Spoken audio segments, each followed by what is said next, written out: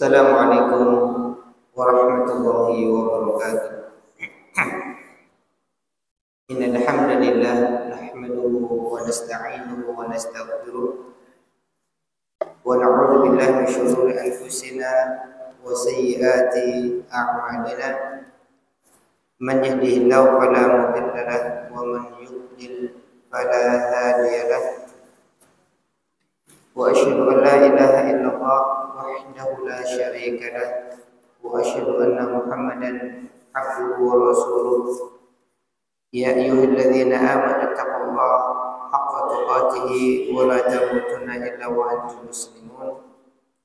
Ya ayyuhan nasu taqu rabbakum alladzi khalaqakum min nafsin wahidah wa khalaqa minha zawjaha wa bassa minhuma rijalan katsiran wa nisaa.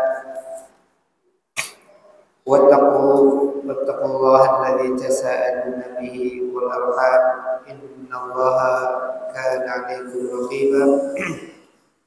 يا أيها الذين آمنوا اتقوا الله وقولوا قولا سديدا يصلح لكم أعمالكم ويغفر لكم ذنوبكم ومن يطع الله ورسوله فقد فاز فوزا عظيما. أما بعد فإن أحسن الكلام كلام الله وخير الهدى هدى نبينا محمد صلى الله عليه وسلم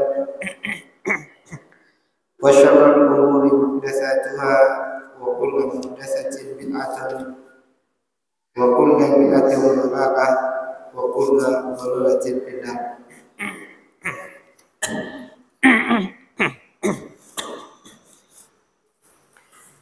Ikhwani wa akhwati a'azzallahu iyyakum. Kita masih melanjutkan pembahasan kitab Al-Aqidah Al-Wasithiyah dan kita masuk pada bagian-bagian akhir dari kitab ini, yaitu terkait penjelasan tentang sifat-sifat Ahlus Sunnah wal Jamaah di dalam masalah muamalah, di dalam beragama.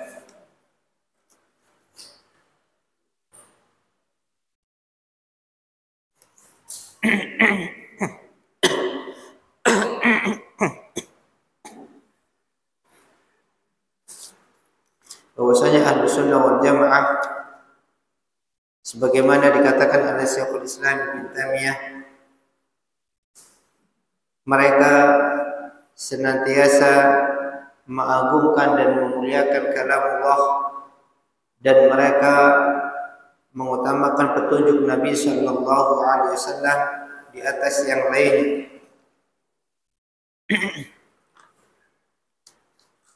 Dan mereka mengamalkan wasiat Rasulullah sallallahu alaihi wasallam, di mana Nabi sallallahu alaihi wasallam memberikan wasiat, alaikum bi sunnati wa sunnatil khulafa'ir rasyidin al-mahdiyyin min ba'di. Wajib bagi kalian untuk senantiasa berpegang teguh dengan sunnahku dan sunnah khulafa'ur rasyidin, para pengganti-pengganti Nabi yang senantiasa mendapatkan bimbingan al-mahdiyyin, yang mendapatkan petunjuk min ba'di sepeninggalku.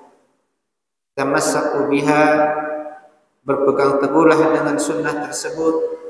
Wa 'addu 'alaiha bin nawajid, dan gigitlah sunnah tersebut dengan gigi geraham. Artinya kita diperintahkan oleh Rasulullah sallallahu alaihi wasallam untuk memegang teguh petunjuk beliau, sunnah beliau dan sunnah para sahabat beliau. Terlebih lagi di zaman-zaman kita seperti ini, di mana kebutuhan seorang muslim terhadap sunnah Nabi sallallahu alaihi wasallam, di mana kebutuhan seorang muslim untuk menjaga keselamatan agamanya, dia sangat membutuhkan sikap berpegang teguh kepada sunnah Nabi sallallahu alaihi wasallam, khususnya di zaman-zaman fitnah, ketika banyak manusia meninggalkan dan melupakan petunjuk beliau sallallahu alaihi wasallam. Kemudian Nabi sallallahu alaihi wasallam mengatakan, wa iyyakum wa muhdatsatil umur, dan berhati-hatilah kalian terhadap muhdatsatil umur, perkara-perkara yang baru. Fa inna kulla bid'atin dhalalah, karena sesungguhnya setiap bid'ah merupakan kesesatan. Khawani akhwati azanullah yakum, kemarin kita sudah membacakan sebagian penjelasan dari Syekh Fauzan. Insyaallah pada malam hari ini kita akan sedikit membacakan penjelasan dari Syekh Utsaimin rahimahullah taala di dalam kitab beliau Syarah Aqidah Wasithiyah ketika menjelaskan bagian ini.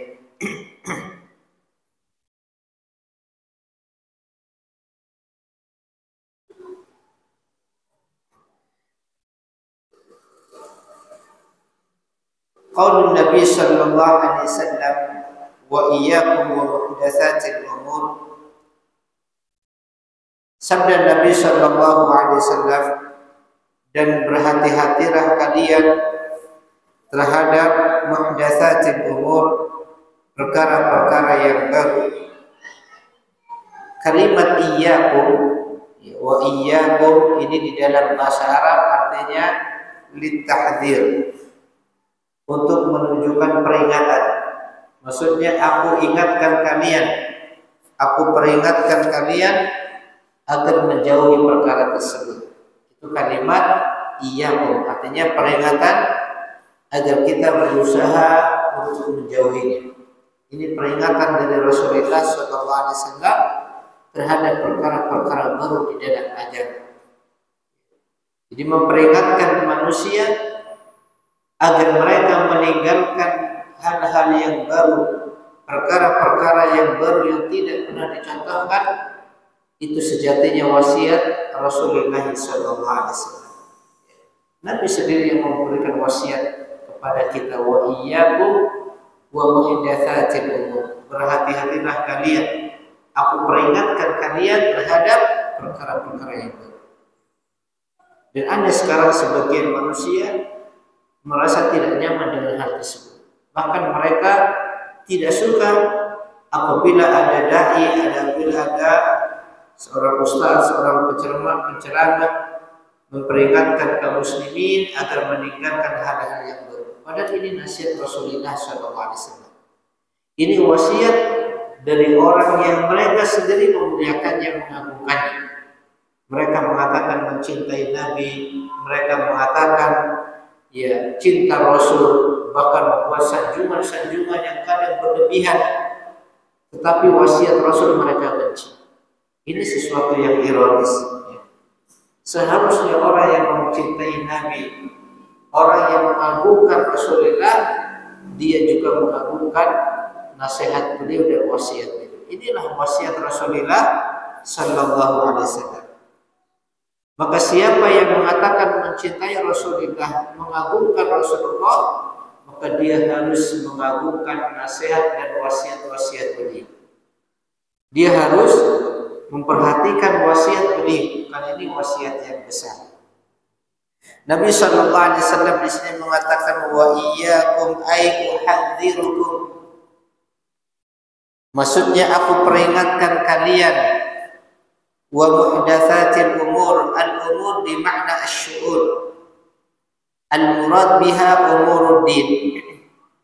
Jadi maksud dengan muhdatsatil umur, ya, umur di sini makna asy-syu'ur, urusan.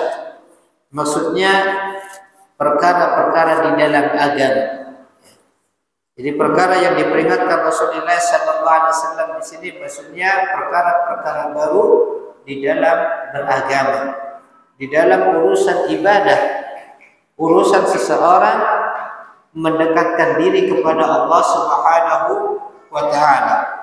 Ini yang dimaksud dengan muhdatsatil umur di dalam ucapan Rasulullah sallallahu alaihi wasallam, wa iyyakum wa muhdatsatil umur. Ai umur fid din. Berhati-hatilah kalian, jauhilah oleh kalian terhadap perkara-perkara baru di dalam agama. Amma umurud dunya fala tadkhulu fi hadzal hadis. Kata Syekh Utsaimin, adapun perkara-perkara dunia urusan-urusan dunia yang tidak ada kaitan langsung seseorang beribadah kepada Allah Subhanahu wa taala, urusan-urusan maslahat duniawiyah ini tidak masuk di dalam makna hadis ini. Urusan-urusan dunia, dan kita ketahui perkara-perkara di dalam dunia terus berkembang. Banyak perkara-perkara baru yang tidak didapatkan pada masa-masa sebelumnya. Dan ini terus berkembang dan berkembang. Maka perkara-perkara dunia yang tidak ada kaitannya dengan urusan ibadah ini tidak masuk di dalam larangan Rasulullah SAW. Wa iyyakum wa muhdatsatil umur. Kenapa? Li'annal asla fi umuri dunya al-hil. Karena hukum asal di dalam perkara-perkara dunia itu sesuatu yang diperbolehkan. Ini sebagaimana dijelaskan di dalam banyak kaidah-kaidah usul. Al-aslu bahwasanya hukum asal fil asya di dalam perkara-perkara dunia adalah al-ibahah, sesuatu yang diperbolehkan, sesuatu yang tidak dilarang. Ini hukum asal di dalam perkara-perkara dunia selama tidak ada perkara atau dalil yang mengharamkannya. Al-aslu fi umuri dunya al-hillu, hukum asal di dalam perkara-perkara dunia itu diperbolehkan. Fama ibtada'a minha fa huwa halal. Maka hal-hal yang dibuat-buat, hal-hal baru yang diciptakan manusia di dalam urusan dunianya itu sesuatu yang dihalalkan. Itu sesuatu yang dihalalkan. Illa an yadulla ad-dalilu ala tahrimi, kecuali perkara-perkara yang telah ditunjukkan oleh dalil tentang haramnya. Artinya perkara-perkara dunia hukum asalnya itu diperbolehkan, kecuali ada dalil-dalil yang mengatakan bahwasanya perkara itu dilarang. Seperti di dalam muamalah, urusan-urusan muamalah yang sekarang berkembang pesat, hukum asalnya diperbolehkan, kecuali model-model muamalah yang baru kita dapatkan di zaman kita, tetapi secara asalnya sudah dilarang oleh syariat. Karena mengandung unsur riba, mengandung unsur penipuan dan seterusnya. Dan sekarang banyak sekali model-model muamalah yang baru, dan itu ternyata secara asal itu dilarang di dalam syariat. Adapun perkara-perkara yang tidak ada larangannya dan itu mendatangkan kemaslahatan, maka di dalam urusan dunia seperti ini itu diperbolehkan. Ini di dalam permasalahan dunia. Dan ini tidak masuk di dalam makna sabda Rasulullah wa iyyakum wa muhdatsatil umur. Lakin umuruddin al-aslu fi al-hadar. Akan tetapi di dalam urusan-urusan agama, urusan-urusan kaitannya dengan ibadah, maka hukum asalnya terlarang. Artinya apa? Seseorang tidak diperbolehkan melakukan apapun dari bentuk-bentuk ibadah kecuali dia mendapatkan dalil yang menunjukkan atas amalan ibadah tersebut. Ini urusan ibadah. Jangan dibalik. Jangan dibalik. Di dalam urusan-urusan ibadah dia berkreasi dengan sebebas-bebasnya, tapi dalam urusan dunia dia tidak ada inovasi. Maka Islam tidak demikian. Islam memberikan kebebasan dalam urusan-urusan dunia selama itu tidak ada dalil-dalil yang melarangnya, diperbolehkan selama itu mendatangkan kemaslahatan. Tapi di dalam urusan ibadah itu tauqifiyah, urusan ibadah, urusan yang bersumber dari wahyu. Karena itulah Allah turunkan para nabi dan rasul untuk membimbing manusia. Karena tidak mungkin seorang hamba bisa beribadah kepada Allah dengan jalan yang Allah ridhoi kecuali dari jalan para rasul.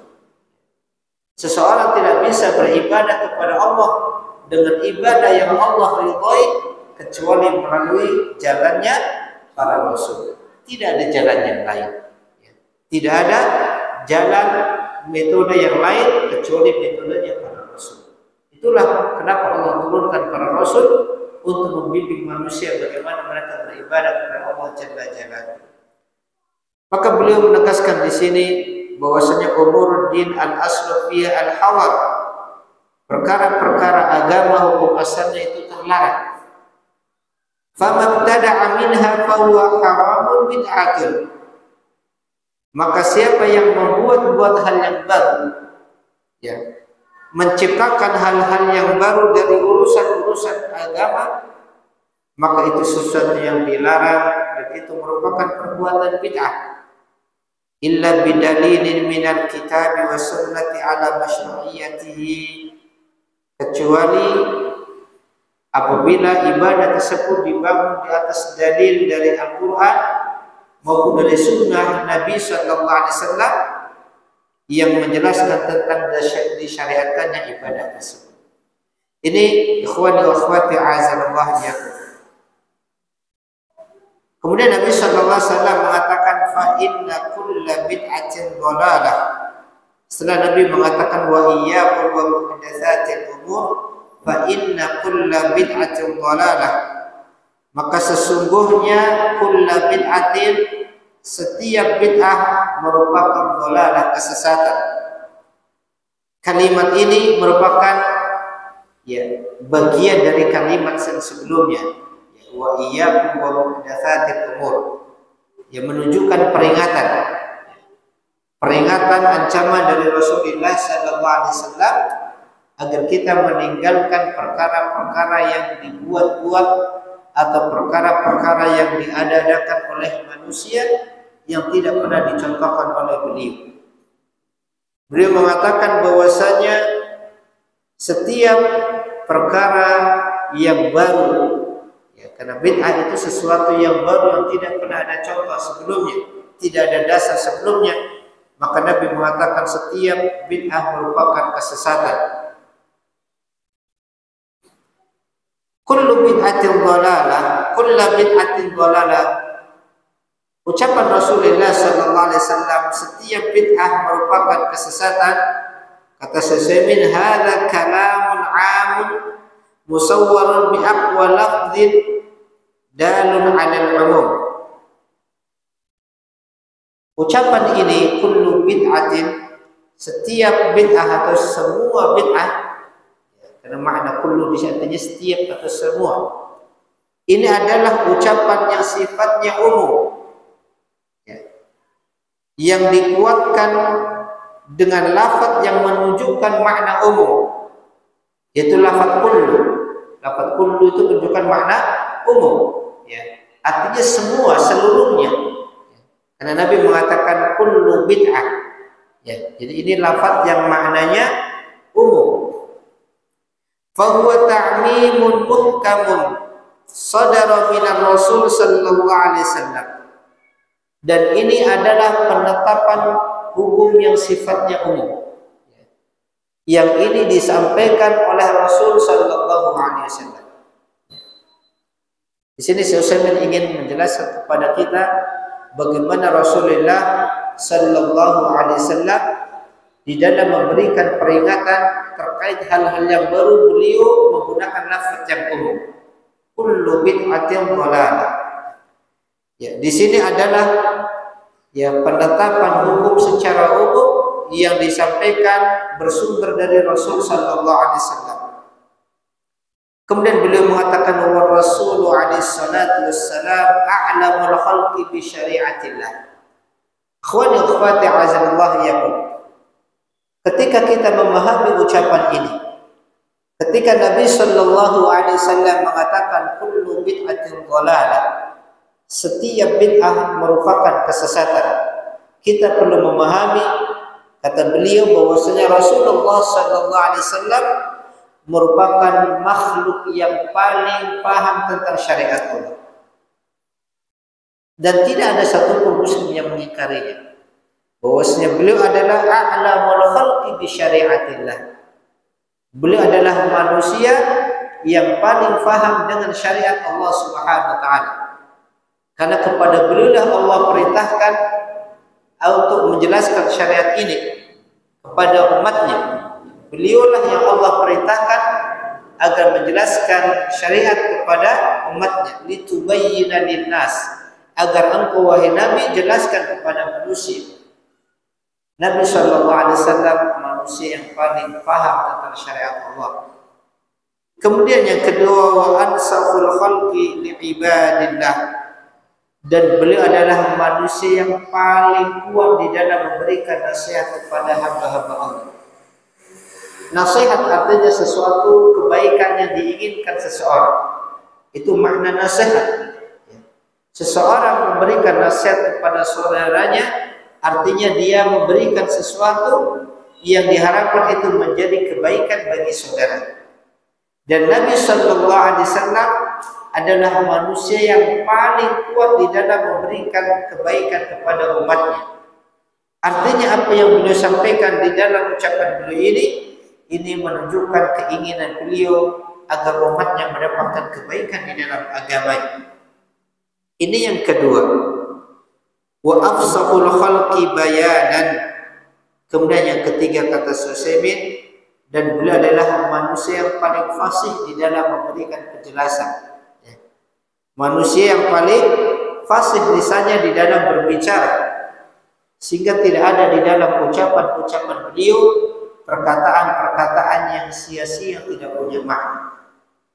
Makanya para ulama mengatakan di antara sifat ucapan Rasulullah SAW bahwasanya ucapan beliau adalah ucapan yang jami', jawami'ul kalam, di mana ucapan-ucapan Rasulullah SAW yang diabadikan di dalam hadis-hadis beliau ini lafaz-lafaznya lafaz-lafaz yang singkat, yang ringkas, tetapi mengandung makna yang dalam.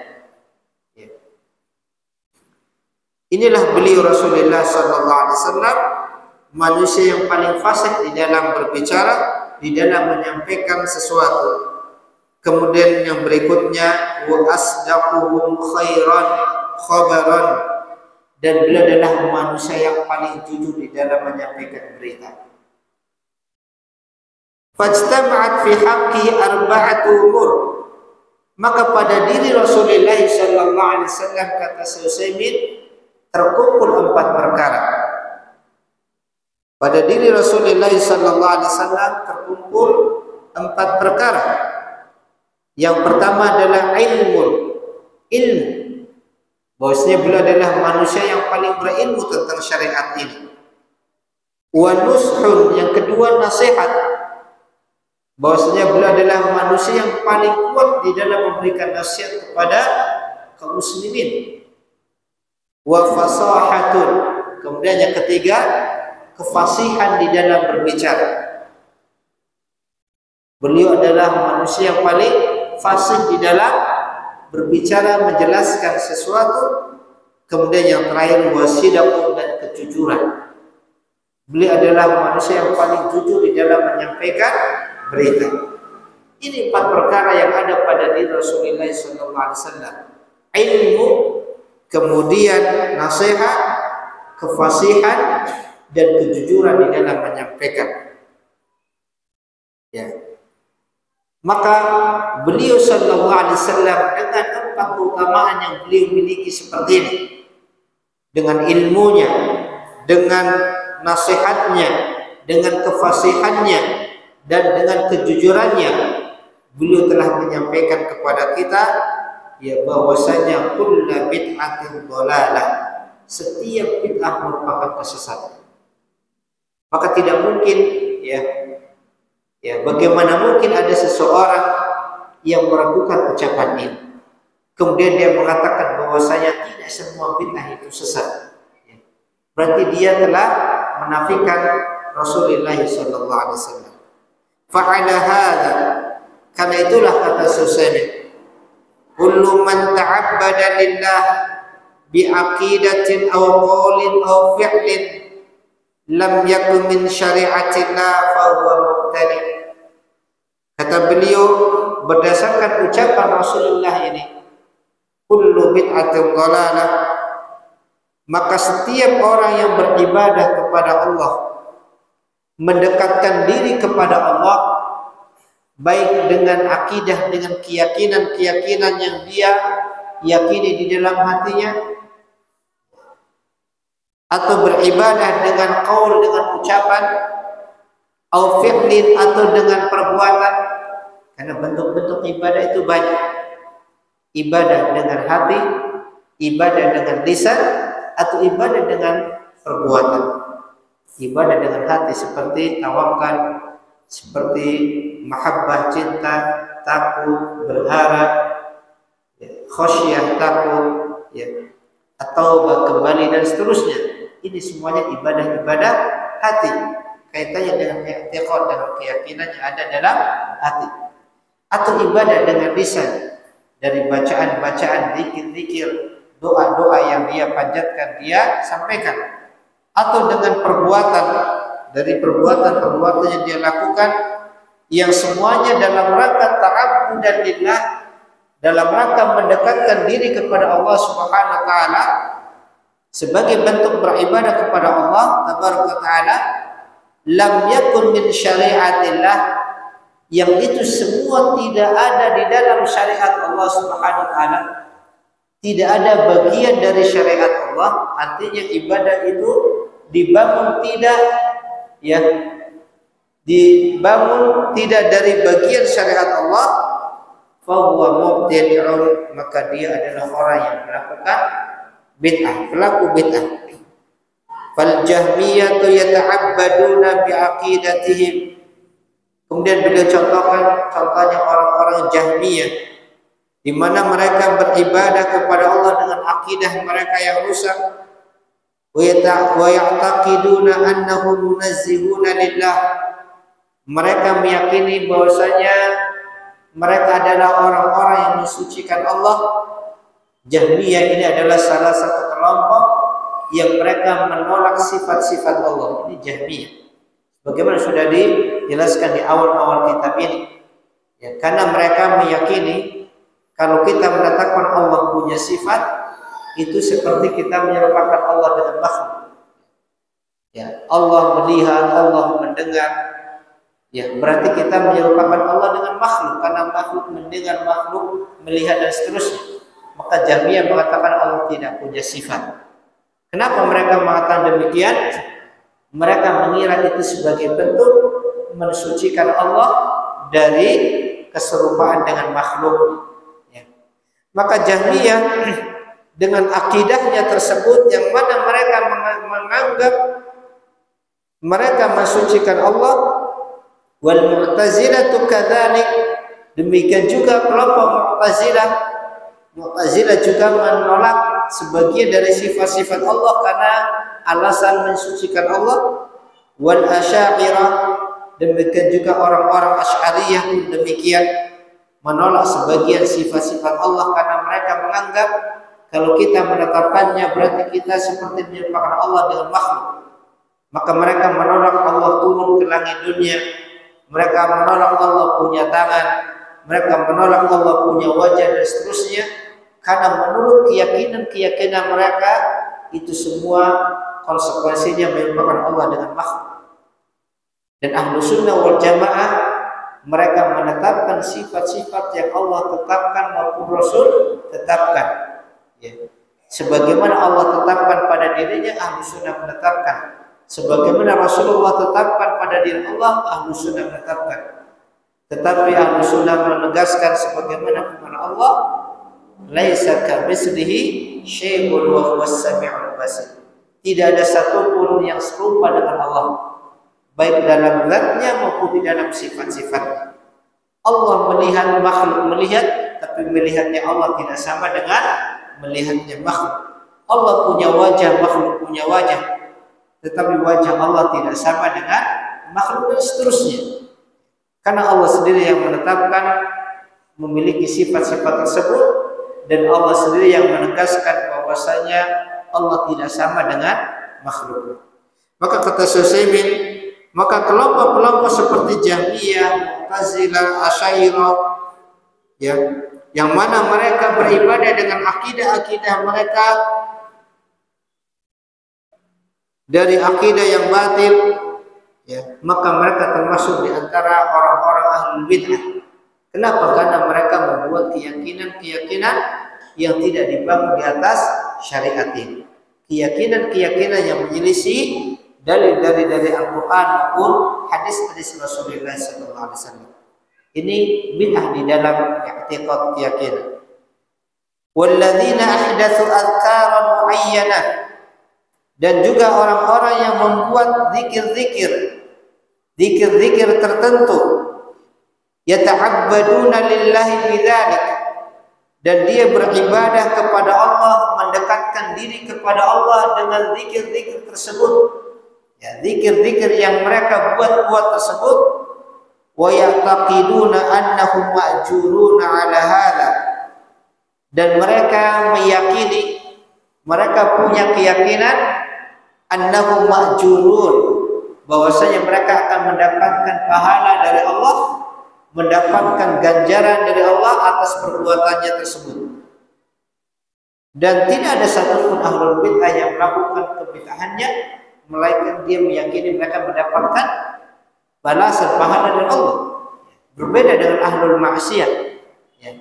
Beda dengan pelaku maksiat, dia tahu sudah sedang bermaksiat. Kalau ahlul bid'ah, mereka punya keyakinan dia sedang beribadah dan mereka akan mendapatkan pahala dari apa yang dia kerjakan.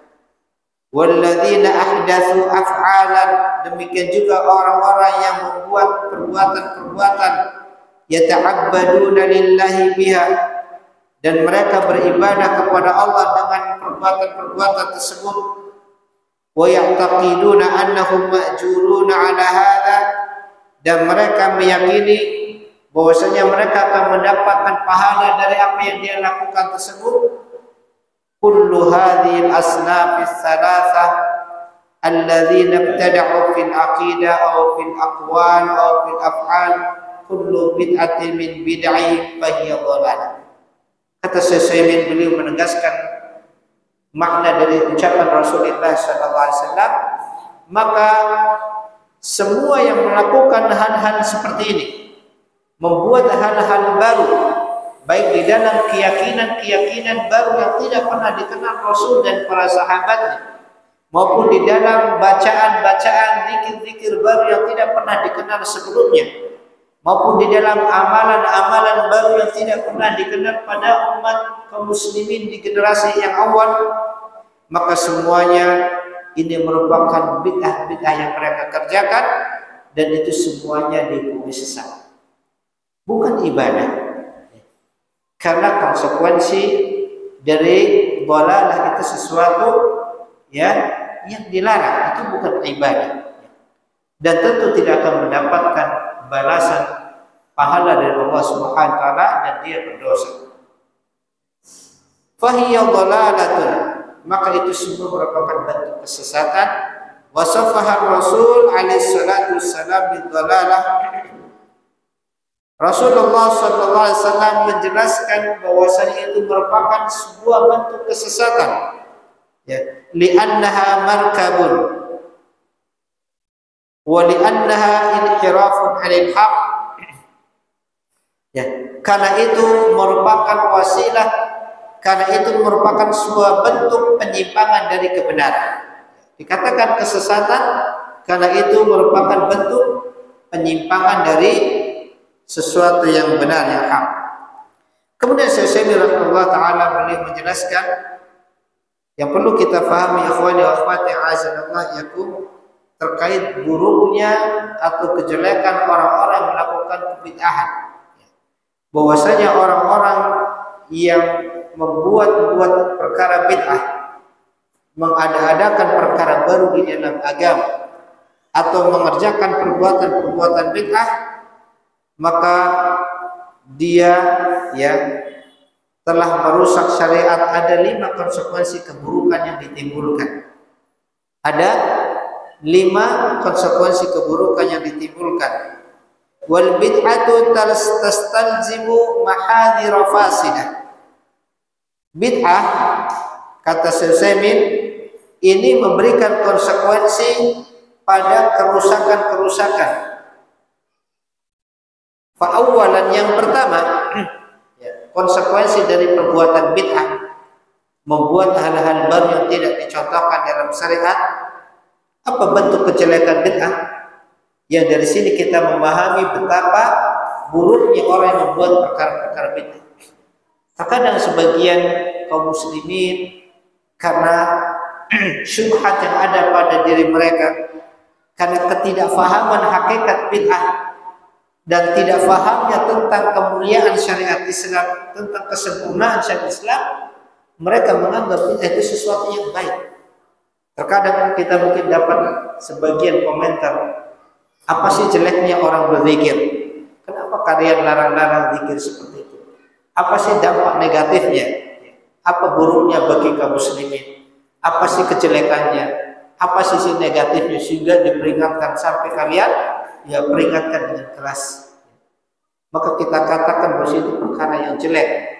Dan Nabi Shallallahu Alaihi Wasallam telah memperingatkan dengan keras agar kita meninggalkannya. Kenapa? Karena bid'ah ini memberikan konsekuensi-konsekuensi yang jelek. Yang pertama kata beliau, di antara kejelekan keburukan bid'ah, awalan tastalzimu takdziba qaulillahi ta'ala al-yawma akmaltu lakum dinakum. Yang pertama, bid'ah itu memberikan konsekuensi mendustakan atau mengingkari firman Allah Ta'ala. Mendustakan atau mengingkari firman Allah Ta'ala, al-yawma akmaltu lakum dinakum. Di dalam surah Al-Maidah ayat 3. Di mana Allah Subhanahu wa taala berfirman, al-yawma, pada hari ini, akmaltu lakum dinakum, aku telah sempurnakan bagi kalian agama kalian, wa atmamtu alaikum ni'mati wa raditu lakumul Islam dinan, dan aku cukupkan nikmatku atas kalian dan aku sudah ridha Islam sebagai agama kalian. Islam yang mana yang Allah ridhai? Islam yang Allah turunkan kepada Rasulullah sallallahu alaihi wasallam. Maka ayat ini ikhwani wa akhwati azanakum memahamkan kepada kita bahwasanya agama yang Allah turunkan sudah Allah sempurnakan. Ya, sudah Allah sempurnakan. Dan sesuatu yang sempurna berarti sudah tidak membutuhkan penambahan kembali atau membutuhkan pengurangan. Karena sesuatu yang ditambah berarti tidak sempurna sebelum ditambah. Karena dia ditambah karena butuh disempurnakan atau dikurangi biar sempurna. Dan Allah Subhanahu wa taala mengatakan pada hari ini, akmaltu lakum dinakum, aku telah sempurnakan bagi kalian agama kalian. Agama Islam sudah sempurna. Maka seseorang yang membuat bid'ah berarti dia tidak membenarkan ayat ini. Sama saja dia mengatakan ayat ini tidak benar. Dan ini sebuah bentuk kekufuran, ya, mengingkari kesempurnaan Islam walaupun dia tidak sadar. Karena seseorang yang membuat bid'ah, li'annahu idza ja'a bi bid'atin jadidah ya'tabiru hadinan fa muqtadahu anna dina lam yukmal. Karena dia ketika dia datang membuat bid'ah, datang melakukan atau mengadakan sebuah perkara yang baru dan dia anggap ini bagian dari agama Islam, ya, dia membuat perkara yang baru yang tidak pernah dikenal oleh Rasul dan umat Islam sebelumnya, kemudian dikatakan ini bagian dari agama Islam, maka konsekuensinya agama ini berarti belum sempurna. Berarti secara tidak langsung dia ingin mengatakan bahwasanya agama Islam yang dibawa oleh Rasulullah SAW, kemudian beliau sampaikan kepada para sahabatnya dan didakwakan oleh sahabatnya kepada seluruh kaum muslimin, itu belum sempurna, sehingga perlu ditambah sebuah amalan 1, 2, 3 amalan agar semakin sempurna. Berarti dia seolah-olah mengatakan agama belum sempurna sehingga perlu disempurnakan. Ini merupakan bentuk mendustakan firman Allah Subhanahu wa taala, al-yawma akmaltu lakum dinakum. Seolah-olah ya ayat ini tidak benar. Sudah sampai ya, azan dulu, kita lanjutkan.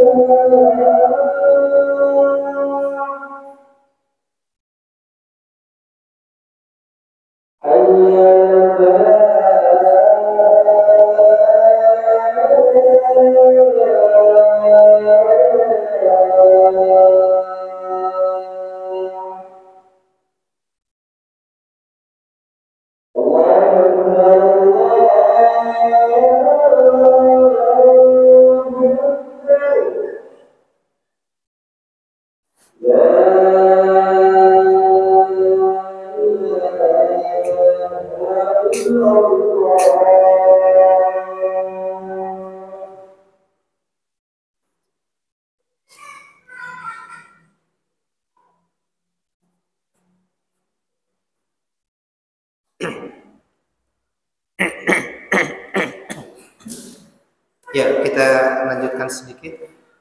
Ini konsekuensi yang pertama dari perbuatan bid'ah. Ya, bahwasanya orang yang mendatangkan perbuatan bid'ah, dan bid'ah itu sesuatu yang baru yang tidak ada di dalam syariat. Orang yang mendatangkan perbuatan bid'ah berarti konsekuensinya dia mendustakan atau mengingkari kesempurnaan Islam yang disebutkan oleh Allah di dalam surat Al-Maidah ayat 6, ayat ketiga.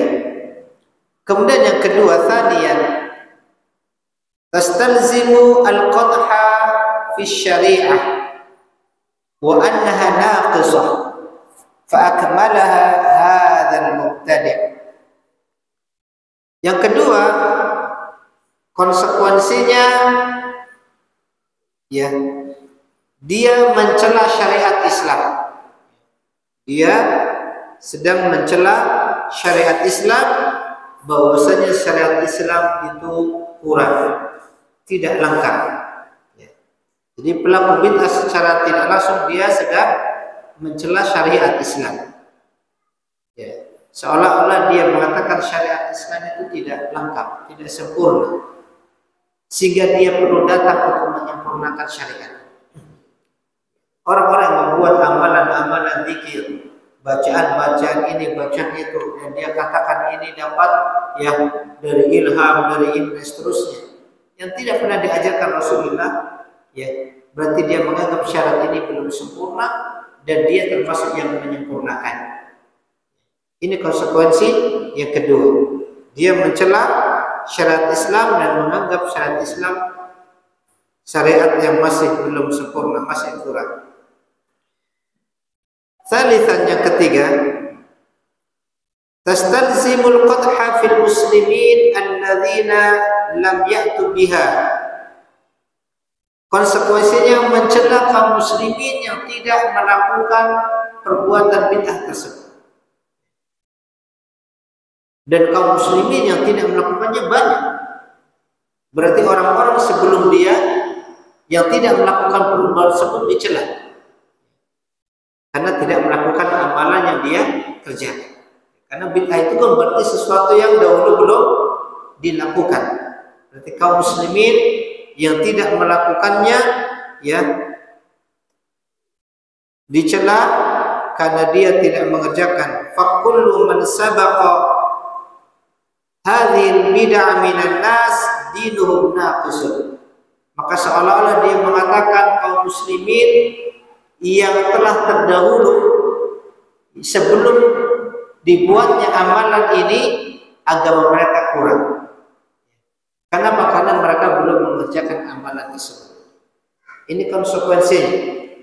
Dia menganggap kaum muslimin ya sebelum dibuatnya amalan tersebut agama mereka masih kurang, ya, karena mereka tidak mengamalkan perbuatan tersebut. Ya. Karena memang waktu itu belum dikenal oleh kaum muslimin perbuatan tersebut, amalan tersebut, bacaan tersebut itu belum dikenal kaum muslimin, sehingga kaum muslimin dari kalangan para sahabat, para tabi'in, para atba'ut tabi'in, para imam-imam dan yang lainnya, mereka semuanya ada yang kurang, karena mereka tidak mengerjakan amalan tersebut. Wahada khatirun, ini sesuatu yang berbahaya, menganggap generasi pendahulunya tidak sempurna agama. Rabi'an, yang keempat, min lawazimi hadhil bid'ati anna al-ghaliba anna man ishtaghala bi bid'atin insyaghala an sunnatin. Yang keempat dari konsekuensi bid'ah, kata beliau, umumnya ghalib artinya secara umum, walaupun tidak mutlak semuanya, tapi sebagian besar umumnya orang yang sibuk melakukan suatu bid'ah, dia akan meninggalkan sunnah yang semisalnya. Orang yang sibuk melakukan suatu perbuatan bid'ah, dia akan meninggalkan sunnah, perbuatan sunnah yang semisal dengan bid'ah tersebut. Karena bid'ah itu sebuah amalan yang menyerupai syariat, menyerupai sunnah.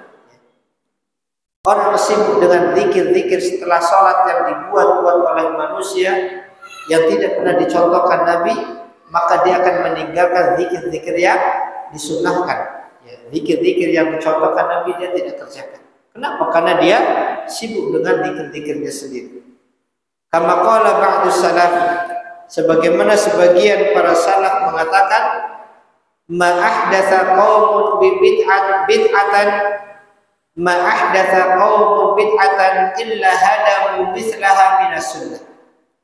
Tidaklah sebuah kaum membuat suatu bid'ah melainkan dia akan merusak, menghilangkan sunnah yang semisal. Ya, tidaklah suatu kaum membuat sebuah bid'ah melainkan mereka akan menghilangkan sunnah yang semisal dengan bid'ah tersebut. Sehingga akhirnya manusia tidak lagi mengenal sunnah. Manusia meninggalkan sunnah Nabi Sallallahu Alaihi Wasallam karena mereka sudah terbiasa dengan perbuatan bid'ah tersebut. Ya, sunnah-sunnah Nabi banyak ditinggalkan, ajaran-ajaran Rasulullah banyak ditinggalkan. Kenapa? Karena manusia tidak kenal. Yang dikenal apa? Perbuatan bid'ah yang disyiarkan. Ya. Perbuatan bid'ah yang disyiarkan, sehingga manusia tidak lagi mengenal sunnah Nabi Sallallahu Alaihi Wasallam. Sunnah menjadi hilang karena bid'ah yang telah menghalangi. Ini konsekuensi yang keempat. Dan yang kelima, kata beliau, anna hadhil bid'ah tujibu tafarruqal ummah, bahwasanya perbuatan-perbuatan bid'ah menyebabkan perpecahan umat. Perbuatan-perbuatan bid'ah itu akan menyebabkan perpecahan umat Islam. Ya, karena bid'ah kan sesuatu yang baru yang dibuat-buat, dan masing-masing membuat hal yang berbeda satu dengan yang lain, sehingga umat Islam jadi terpecah-pecah, masing-masing dengan ajarannya sendiri-sendiri. Dan itu sesuatu yang terjadi kenyataan. Berbeda ketika mereka tinggalkan itu semua, mereka kembali kepada sunnah Nabi, maka mereka akan bersatu di atas sunnah Rasulullah Sallallahu Alaihi Wasallam. Lianna haula'il mubtadi'ati ya'taqidun, karena para pelaku bid'ah mereka semua meyakini annahum ashabul haq, bahwa mereka adalah orang yang benar. Kira-kira ada nggak sebuah kelompok yang melakukan suatu amalan dan dia meyakini kami bukan yang benar? Tidak ada, pasti menganggap dia yang benar. Dan itu fitrah manusia. Ada manusia yang fitrahnya mengikuti sesuatu yang dia anggap itu batil? Tidak. Dia pasti akan mengikuti, memilih yang dia anggap itu paling benar menurut diri. Ya, mereka meyakini bahwa mereka adalah ashabul haq, orang-orang yang di atas kebenaran. Wa man sibahum ala dhalal, adapun yang selain mereka itu di atas penyimpangan, di atas kesesatan. Itu sudah konsekuensi. Siapapun konsekuensinya demikian. Wa ahlul haq yaqulun, dan orang yang di atas kebenaran pun akan mengatakan antumul ladzina ala dhalal, justru kalian yang di atas kesesatan. Fatafarraqu qulubuhum, sehingga hati mereka menjadi terpecah belah. Maka bid'ah-bid'ah yang berbagai macam itu menyebabkan hati manusia, hati kaum muslimin berpecah belah satu dengan yang lain. Kenapa? Karena masing-masing akan membela ajarannya sendiri-sendiri. Berbeda kalau mereka mau meninggalkan itu semua dengan keikhlasannya, dengan ketundukannya, dan kembali kepada petunjuk Allah dan Rasulnya, maka mereka akan bersatu di atas petunjuk Allah dan Rasul. Fahadhihi mafasid azimah. Inilah, kata beliau, kerusakan-kerusakan yang besar yang ditimbulkan oleh perbuatan bid'ah.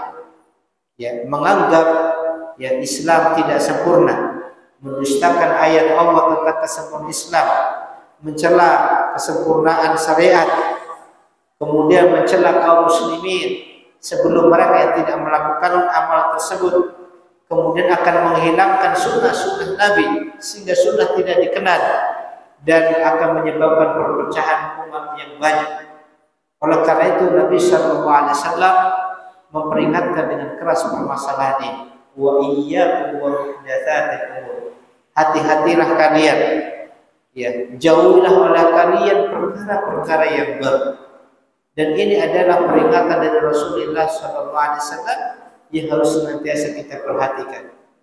Ini peringatan dari orang yang sangat mencintai umatnya agar mereka selamat agama mereka, tidak terfitnah dengan hal-hal yang menyelisih sunnah beliau Sallallahu Alaihi Wasallam.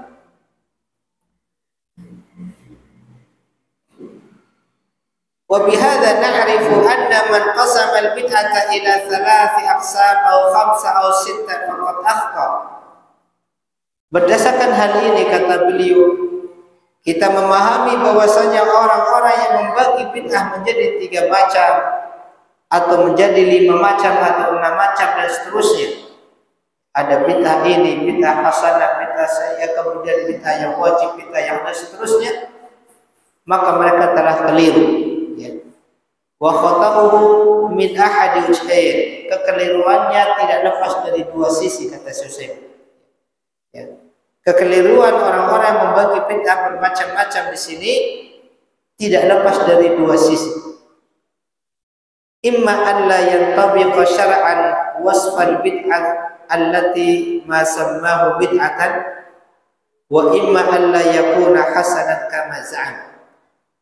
Kekeliruan orang yang membagi bid'ah menjadi beberapa macam. Ada bid'ah yang baik, bid'ah yang buruk, bid'ah yang harus dikerjakan, bid'ah yang sunnah, bid'ah yang makruh dan seterusnya.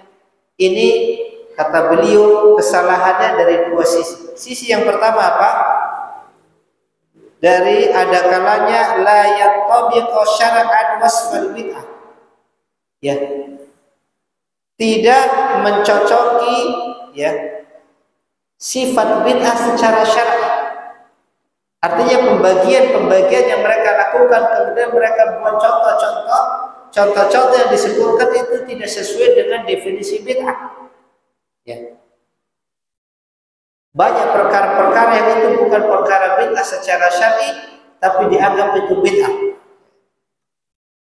Bid'ah secara syar'i adalah perkara-perkara baru di dalam urusan ibadah, urusan agama, bukan urusan dunia. Kalau perkara baru dalam urusan dunia itu bukan makna bid'ah secara syar'i. Kemudian mereka ketika memberikan contoh-contoh bid'ah yang baik, misalkan dengan pengeras suara, dengan pesawat untuk haji dan seterusnya, ini tidak sesuai dengan makna bid'ah. Berarti salah faham di dalam memaknai bid'ah. Ya. Ini kesalahan yang pertama. Ya. Kesalahan yang pertama apa? Ya, tidak mencocoki makna bid'ah secara syar'i sebagaimana dijelaskan oleh ulama. Bahwasanya dimaksud dengan bid'ah adalah perkara-perkara baru di dalam urusan-urusan ibadah, urusan agama, bukan urusan-urusan dunia yang jadi wasilah. Ya. Itu bukan masuk di dalam keumuman makna bid'ah. Ini kesalahan yang pertama. La yantabiq syar'an wasfal bid'ah. Tidak ya mencocoki pemahaman makna bid'ah secara syar'i. Artinya dicontohkan tersebut sejatinya bukan bid'ah. Sehingga tidak pas pembagian. Wa imma dan yang kedua alla yakuna hasanan. Yang kedua bahwasanya itu sejatinya bukan sesuatu yang baik sebagaimana yang mereka anggap. Artinya memang itu bid'ah, tetapi itu bukan hal yang baik walaupun mereka menganggap itu perkara yang baik. Seperti orang yang membuat bacaan-bacaan zikir. Apa sih salahnya dengan bacaan-bacaan zikir seperti ini? Bacaan tahlil, bacaan takbir, membaca tahlil misalkan 500 kali, membaca takbir 1000 kali. Itu salah dari sisi mana? Itu kan sesuatu yang baik. Itu bid'ah bukan? Secara makna syar'i itu bid'ah. Ya. Tetapi anggapan itu baik itu yang perlu diluruskan. Ya. Ya. Dari sisi mana? Karena dari konsekuensi 5 perkara tadi. Karena orang yang menganggap itu baik berarti seolah-olah ya dia menganggap Islam belum sempurna. Dari konsekuensi itunya yang menjadikan itu sesuatu yang jelek. Ya. Sehingga dia membuat amalan yang baru. Kemudian ada konsekuensi lain yang tidak disebutkan di sini oleh Syekh bahwasanya seorang membuat bid'ah sama saja dia menuduh Rasulullah sallallahu alaihi wasallam karena berkhianat. Seolah-olah Nabi menyembunyikan ajaran atau syariat yang tidak disampaikan kepada umatnya. Dan ini sesuatu yang sangat jelek, sangat buruk. Yang ini banyak tidak difahami oleh orang yang melakukan bid'ah. Sehingga ketika mereka mengatakan dari mana sisi buruknya, kita katakan buruknya karena Anda telah membuat ajaran yang tidak disampaikan Nabi, seolah-olah Anda menuduh Nabi tidak aman. Seolah-olah Anda mengatakan syariat Islam tidak sempurna dan seterusnya. Itu sisi buruk. Ya. Ini dua kemungkinan ya sisi kesalahan orang-orang yang membagi bid'ah menjadi macam-macam.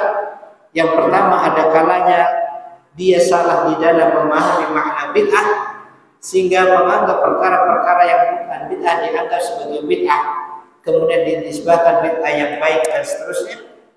Dan sisi yang kedua memang itu perbuatan bid'ah, tetapi dia menganggap itu sesuatu yang baik, padahal sejatinya itu perkara yang buruk karena telah diperingatkan oleh Rasulullah SAW.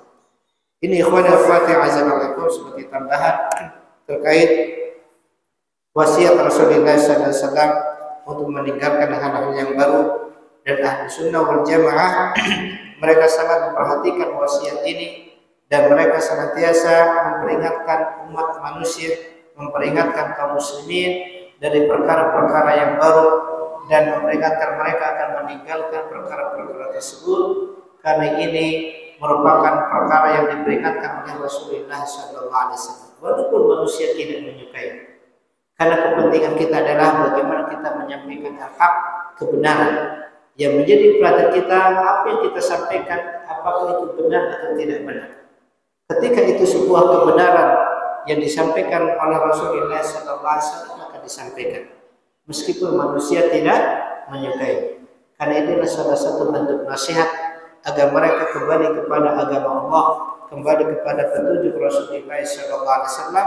Karena sesungguhnya petunjuk beliau adalah sebaik-baik petunjuk dan syariat beliau adalah sebaik-baik syariat, dan apapun ajaran yang menyelisih ajaran Rasulullah SAW sejatinya adalah ajaran-ajaran yang tidak akan mendekatkan kepada Allah, justru akan membawa umat semakin jauh dari Allah Subhanahu wa taala. Ini saja bisa kita sampaikan. Subhanallah wa bihamdihi, asyhadu an la ilaha illa anta, astaghfiruka wa atubu ilaik. Wassalamualaikum warahmatullahi wabarakatuh.